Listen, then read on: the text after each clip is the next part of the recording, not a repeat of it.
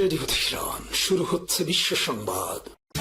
বাংলাদেশের সর্বশেষ গুরুত্বপূর্ণ আপডেট সংবাদে আপনাকে স্বাগত। শুরুতেই সংবাদ শিরোনাম, পরে বিস্তারিত। প্রথমেই জানাবো, ছাত্র শিবির থেকে বিদায়ের পর সাদিক কায়েমের আবেগঘন স্ট্যাটাস। বাংলাদেশ ইসলামী ছাত্র শিবির থেকে আনুষ্ঠানিক বিদায়ের পর আবেগঘন স্ট্যাটাস দিয়েছে সদ্যবিদায়ী আন্তর্জাতিক বিষয়ক সম্পাদক ও ডাকসু ভিপি সাদিক কায়েম। আজ দুপুরে ছাত্র শিবিরের এক সেটআপে সাদিক কায়েম সহ 9 জন কেন্দ্রীয় সম্পাদকের আনুষ্ঠানিক বিদায়ের কথা জানিয়েছে প্রচার সম্পাদক SM ফরহাদ। এদিকে বিএনপির লক্ষ্য কি, একদলীয় শাসন নাকি বিরোধী দলের প্রশ্নে যা বলল স্বরাষ্ট্রমন্ত্রী। সংরক্ষিত মহিলা আসনের সংসদীয় এলাকা নিয়ে সংসদে প্রশ্ন উঠেছে। বিরোধী দলের সংসদ সদস্যদের আসনে বিএনপির সংরক্ষিত নারী আসনের এমপিদের দায়িত্ব দেওয়া হয়েছে দাবি করে এনসিপির সংসদ সদস্য আক্তার হোসেন প্রশ্ন তুলেছেন। বিএনপি বিরোধী দলের আসনে তাদের নারী এমপিদের দায়িত্ব দেওয়ার মাধ্যমে একদলীয় শাসন ব্যবস্থা তৈরি করতে চায় কিনা সেই প্রশ্ন তুলেন বিরোধী দলের এমপি। জবাবে স্বরাষ্ট্রমন্ত্রী সালাউদ্দিন বলেন, সংরক্ষিত নারী আসনে সংসদ সদস্যদের জন্য কোনো সুনির্দিষ্ট আঞ্চলিক নির্বাচনী এলাকা নেই। পুরো বাংলাদেশই তারা সংসদীয় দায়িত্ব পালন করতে পারেন। জানাবো, আবারও উত্তাল নেপাল, বালেন্দ্র শাহের পদত্যাগ দাবি। অর্থনৈতিক সংকট, কর্মসংস্থানের অভাব এবং তরুণদের ভবিষ্যৎ নিয়ে অনিশ্চয়তাকে কেন্দ্র করে আবারও অস্থির হয়ে উঠেছে নেপাল। গত 3 দিনে দেশটিতে 3 যুবক শরীরে পেট্রোল ঢেলে আত্মহত্যির চেষ্টা করেছে। এতে এখন পর্যন্ত 2 জনের মৃত্যু হয়েছে। এছাড়া গুরুতর দগ্ধ অবস্থায় আরও একজন হাসপাতালে চিকিৎসাধীন অবস্থায় রয়েছে। এরপর জানাবো, বন্যা পরিস্থিতিতে এইচএসসি এবং সমমনা পরীক্ষা স্থগিতের দাবি ছাত্রদলের। আকস্মিক বন্যা এবং দেশজুড়ে দুর্যোগপূর্ণ আবহাওয়ার পরিস্থিতির কারণে চলমান এইচএসসি এবং সমমনা পরীক্ষা অন্যান্য বোর্ড ও বিশ্ববিদ্যালয় পরীক্ষা সাময়িকভাবে স্থগিতের দাবি জানিয়েছে বাংলাদেশ জাতীয়তাবাদী ছাত্রদল। এবং সর্বশেষ জানাবো, দক্ষিণ কোরিয়ার সাবেক প্রেসিডেন্ট ইউনের 2 বছরের কারাদণ্ড। দক্ষিণ কোরিয়ার সাবেক প্রেসিডেন্ট ইউন লুক ইয়োলকে আন্তর্জাতিক তহবিল আইন লঙ্ঘনের দায়ে আরও 2 বছরের কারাদণ্ড দিয়েছে দেশটির একটি আদালত। অভিযোগে বলা হয়েছে, তিনি এক রাজনৈতিক মধ্যস্থতাকারী কাছ থেকে প্রায় 27 কোটি ইউন বা প্রায় 1,79,800 মার্কিন ডলার মূল্যের জনমত জরিপ সেবা বিনামূল্যে গ্রহণ করেছেন। প্রিয় দর্শক, এতক্ষণ শুনছিলেন সংবাদ শিরোনাম, এবারে বিস্তারিত। তবে তার আগে বন্ধুরা, অনুরোধ থাকবে এই সংবাদটিতে একটি লাইক দিন। এই চ্যানেলে আপনি নতুন হয়ে থাকলে আমাদের সংবাদটি দেখতে দেখতে চ্যানেলটি সাবস্ক্রাইব করে রাখুন। কমেন্ট করে বন্ধুরা আপনার মূল্যবান মতামত জানিয়ে দিন আপনি বিশ্বের কোন দেশ থেকে বা বাংলাদেশের কোন স্থান থেকে আমাদের সংবাদটি দেখছেন এবং শুনছেন। আর বন্ধুরা, সংবাদটি আপনার সোশ্যাল মিডিয়া ফেসবুকে শেয়ার করে বন্ধুদেরও দেখার সুযোগ করে দিন। গাজা যুদ্ধে আপনি যদি নিরীহ ফিলিস্তিনিদের ভালোবেসে থাকেন, কমেন্টে ইয়েস লিখে পুরো বিশ্ববাসীকে আমাদের এই তাজা আপডেটটি দেখার সুযোগ করে দিন। এবারে বিস্তারিত। বন্যা পরিস্থিতিতে এইচএসসি এবং অন্যান্য পরীক্ষা স্থগিতের দাবি ছাত্রদলের।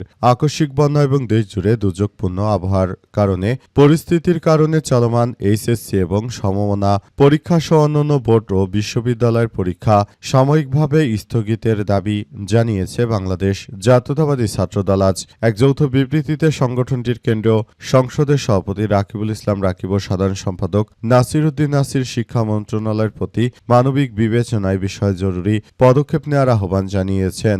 বিবৃতিতে ছাত্রদলের নেতারা বলেন যে দেশের বিভিন্ন এলাকায় চলমান অতিবর্ষণে 7 জেলায় পাহাড়ি ঢল ও আকস্মিক বন্যার কারণে লাখ লাখ পরীক্ষার্থী প্রস্তুতিতে পিছিয়ে পড়েছে। পাশাপাশি সার্বিক নিরাপত্তা ঝুঁকি, মানসিক বিপর্যয় এবং চরম যাতায়াত সংকটের মুখে পড়েছে শিক্ষার্থীরা এবং অভিভাবকরা। এ পরিস্থিতিতে চলমান এইচএসসি ও সমমনা পরীক্ষার পাশাপাশি অন্যান্য বোর্ড ও বিশ্ববিদ্যালয়ের পরীক্ষা সাময়িকভাবে স্থগিতের প্রয়োজন। সুতরাং শিক্ষা মন্ত্রণালয়কে আমরা উদাত্ত আহ্বান জানাবো, তারা যেন এসব কথা বিবেচনা করে যথাযথভাবে পদক্ষেপ গ্রহণ করে এবং তারা যেন যে করেই হোক এই পরীক্ষা নেওয়ার ব্যাপারগুলো তারা যেন পিছিয়ে দেয়। কারণ এই মুহূর্তে পরীক্ষা দেওয়ার মতো সবাই এই পদক্ষেপে নেই। সুতরাং বিষয়গুলো খুব বিবেচনা করে তারপর ভেবেচিন্তে যদি এই সিদ্ধান্ত নেওয়া হয়, সেটি আমাদের সবার জন্য এক ধরনের কার্যক্রম হিসেবে বর্ণনা করা হয়েছে। আমরা বিষয়গুলো খুব গুরুত্ব সহকারে দেখছি বলে জানিয়েছেন তারা বলছে যে আমরা চাই যাতে করে যথাযথভাবে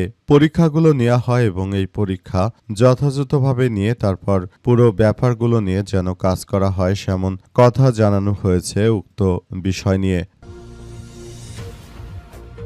ছাত্র শিবির থেকে বিদায়ের পর সাদিক কায়েমের আবেগঘন স্ট্যাটাস। বাংলাদেশ ইসলামী ছাত্র শিবির থেকে আনুষ্ঠানিকভাবে বিদায়ের পর আবেগঘন স্ট্যাটাস দিয়েছে সদ্যবিদায়ী আন্তর্জাতিক বিষয়ক সম্পাদক ও ডাকসু ভিপি সাদিক কায়েম। আজ দুপুরে ছাত্র শিবির এর এক সেটআপে সাদিক কায়েম সহ ৯ জন কেন্দ্রীয় সম্পাদকের আনুষ্ঠানিক বিদায়ের কথা জানিয়ে প্রচার সম্পাদক SM ফরহাদ এসব কথা জানিয়েছেন। তার ব্যক্তিগত ফেসবুকে স্ট্যাটাস দিয়ে ছাত্র শিবির থেকে আনুষ্ঠানিক বিদায়ের কথা জানান সাদিক কায়েম। ওই স্ট্যাটাসে তিনি লিখেছেন যে বাংলাদেশ ইসলামী ছাত্র শিবির আমার আবেগ আর ভালোবাসার প্রিয় সংগঠন। দেখতে দেখতে দীর্ঘ এক সোনালী অধ্যায়ের সমাপ্তি ঘটল।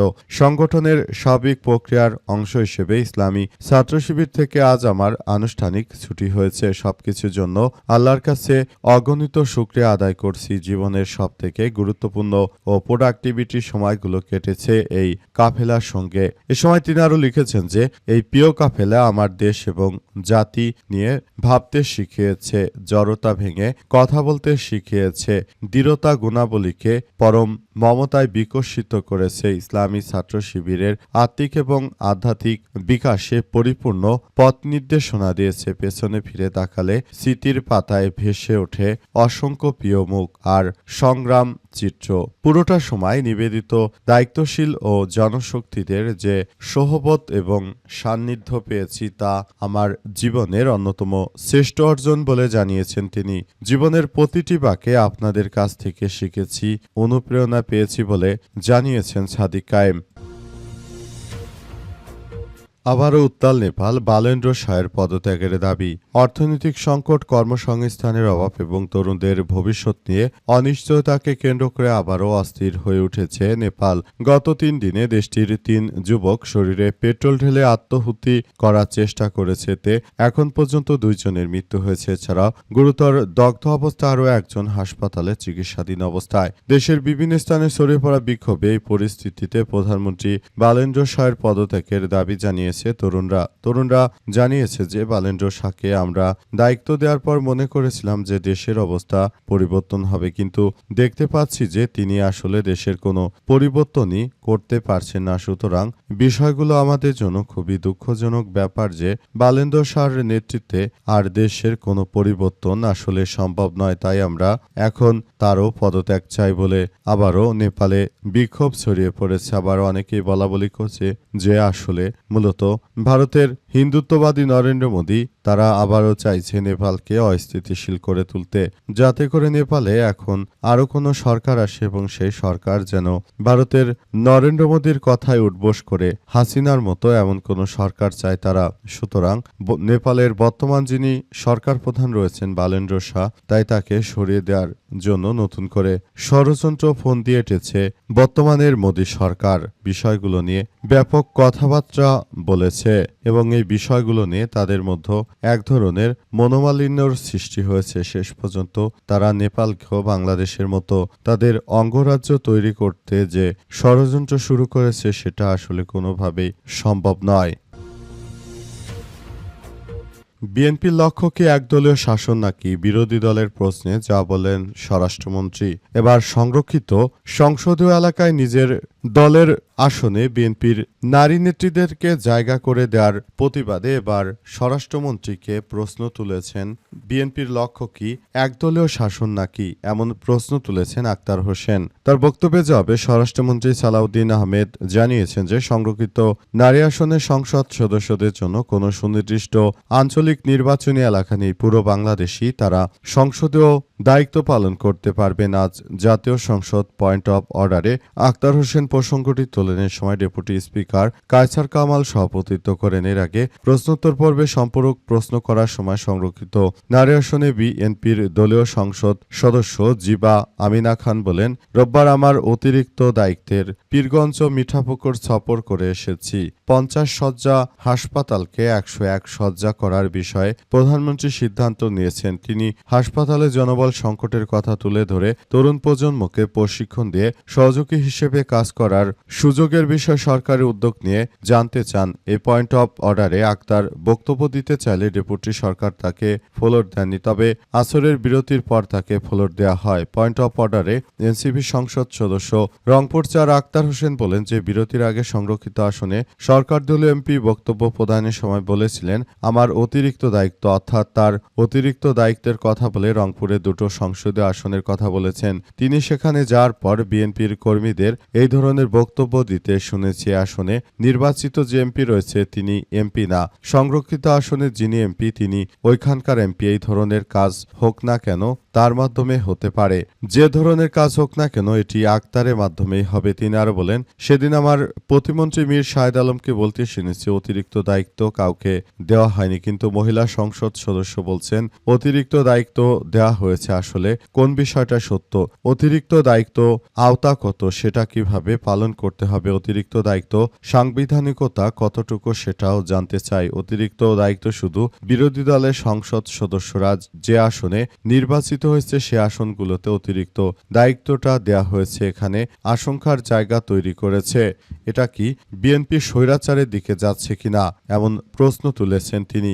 অর্থাৎ যেখানে বিএনপির কোনো প্রয়োজন নেই তারা সেখানেও নারী সংসদ সদস্যদের দিয়ে তারা সেখানে দায়িত্ব নিতে চায়।